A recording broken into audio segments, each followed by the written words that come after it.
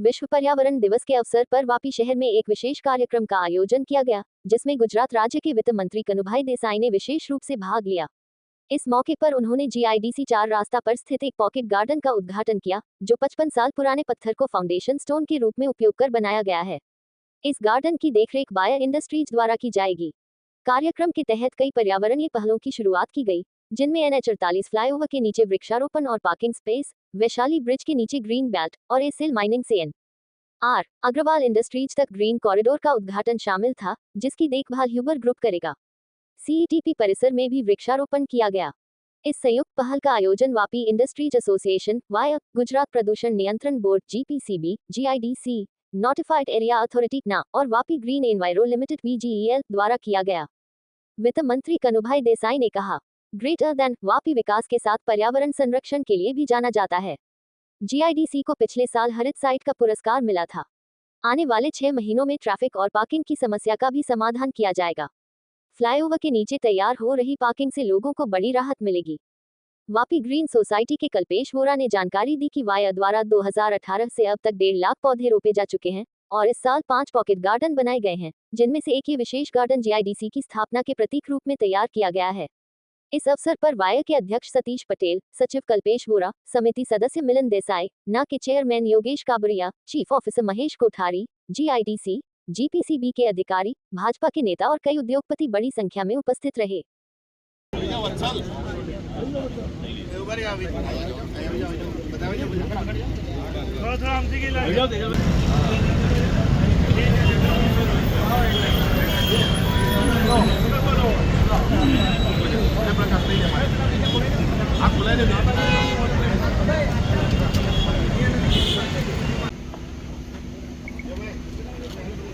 अरे तो ले लो, हालो सुरेश भाई, गामित साहब आओ।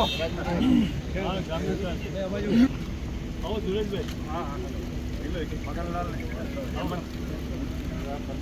बीजेपी वाला मनीष का मनीष हम પેલા એકારે બધા રોબી દે પછી એકારે ફોટો પાડી. હા પછી એકારે હા ભાઈ. વાપી હંમેશા વિકાસની સાથે સાથે પર્યાવરણની રક્ષા માટે જાણીતું છે અને ગયા વર્ષે જ વાપી ઇન્ડસ્ટ્રીયલ એસ્ટેટને સૌથી સુંદર અને હાઉસકીપિંગ દ્રષ્ટિએ પણ ઉત્તમ સાઇટ જાહેર કરવામાં આવી અને એવોર્ડ આપવામાં આવ્યો. વાપી ઇન્ડસ્ટ્રીયલ એસોસિએશન અને વાપી ઇન્ડસ્ટ્રીયલ એસોસિએશનની સાથે Vapi green enviro management company એટલે કે સમગ્ર વાપીના એફ્લુન્ટને એક જગ્યાએ ભેગું કરીને અને ટ્રીટમેન્ટ કરીને યોગ્ય માત્રામાં પાણી છોડવામાં આવે છે. સોલિડ વેસ્ટની પણ સાઇટ અહીંયા બહુ સુંદર છે. આવા અનેક કામો કરી રહ્યા છે અને ત્યાર પછી દર વર્ષે હજારોની સંખ્યામાં અહીંયા વૃક્ષારોપણ કરવામાં આવે છે અને વાપી દિવસે દિવસે એક સુંદર ઔદ્યોગિક વસાહત બની રહી છે એમ ચોક્કસ કહી શકાય.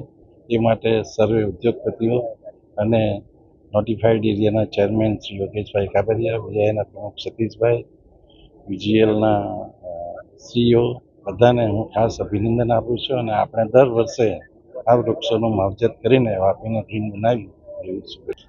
આપણે સૌ જાણીએ છીએ કે VI દર વખતે વિશ્વ પર્યાવરણ દિવસ જે 5મી જૂને હોય છે એ આખો એક સપ્તાહ તરીકે અમે ઉજવતા હોય છે અને ખાલી સપ્તાહ જ નહીં પણ આખા 2-3 મહિનાનું આખું અમારું ડ્રાઈવ હોય છે.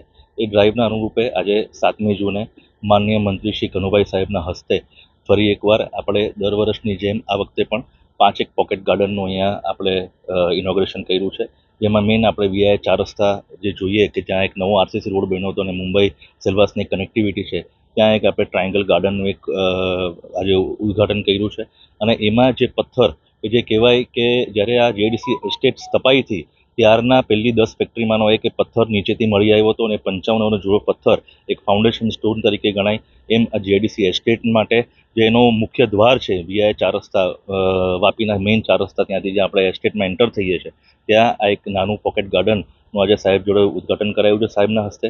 સાથે સાથે આપણે ગેલેક્સી પેપિલોનની જે ચોકડી છે કે જ્યાં ફ્લાયઓવર બનેલો છે એની નીચેની જગ્યા આપણે ખૂબ જ સાફ કરીને વ્યવસ્થિત કરાવીને ત્યાં એક પાર્કિંગની ફેસિલિટી કે સર્વિસ રોડ ઉપર વાહનો પાર્ક ન થાય અને આજુબાજુ જે કમર્શિયલ કોમ્પ્લેક્સીસ છે એના વાહનો અંદર વ્યવસ્થિત રીતે પાર્કિંગ થાય અને એની આજુબાજુનું બ્યુટિફિકેશન પણ આજે સાહેબના હસ્તે આપણે કનુભાઈ સાહેબના હસ્તે આજે એનું પણ આજે ઉદ્ઘાટન કરાયું છે.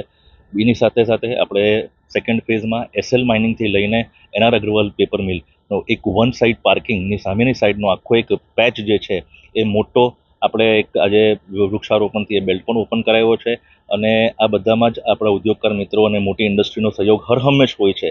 અને એનઆર અગ્રવાલથી એસએલ માઇનિંગનો બેલ્ટ ઉબર કંપની તરફથી આખો એ કરવામાં આવ્યો છે કે જ્યારે વીઆઈ 4 રસ્તાનો મેઇન બેલ્ટ જે છે, મેઇન જે ચોકડી આપણે આજે ઉદઘાટન સાહેબના હસ્તે કરાવી, એ બાયર ગ્રુપ તરફથી આખું એનો એક ખર્ચ ઉપાડવામાં આવે છે. એટલે દર વર્ષે વીઆઈની ગ્રીન સોસાયટી કે જે સાહેબે 2015માં આ ચાલુ કરી હતી ને એક મોટો ભંડોળ અમને આપ્યું હતું કનુભાઈ સાહેબે, ત્યારથી આ ગ્રીન સોસાયટીએ પાછલા 10 વર્ષમાં અલગ અલગ આવા એસ્ટેટના ગ્રીન બેલ્ટોને ઓપન કરીને એસ્ટેટની જ આપણે એસ્થેટિક વેલ્યુ અને બ્યુટિફિકેશન કેવી રીતે કરી શકીએ એના માટે એ પ્રેરણા લઈને અમારી વીઆઈની ગ્રીન સોસાયટી આ દિશામાં કામ કરતી.